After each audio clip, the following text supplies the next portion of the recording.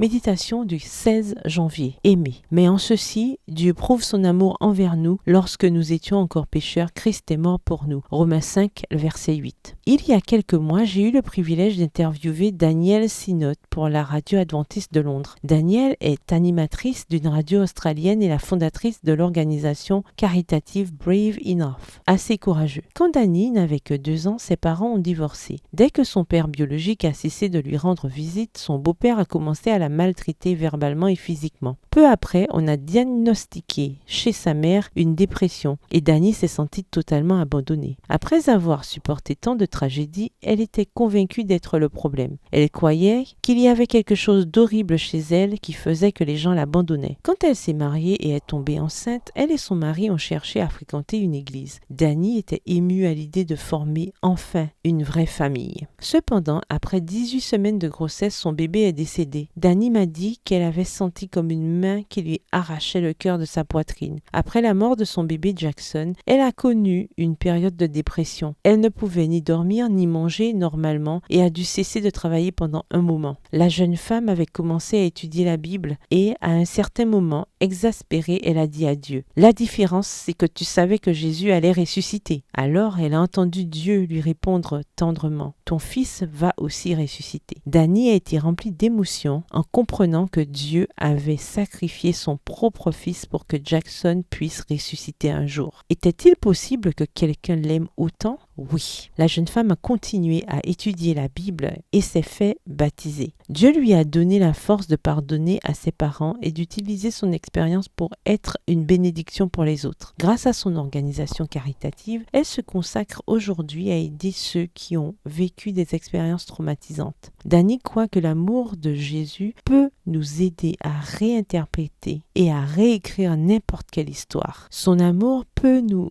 aider à briser les chaînes du sentiment d'infériorité et de la haine. C'est l'amour de Dieu qui nous donne notre véritable identité. Prière. Seigneur, je te remercie parce que par le sacrifice du Christ, je peux voir ma véritable valeur. Tu réécris mon passé. Là où il était écrit abandonné, tu écris choisi. Là où était écrit méprisé, tu écris aimé. C'est ton amour et non mon passé qui me définit. Amen. Bonne journée, que l'Éternel vous bénisse.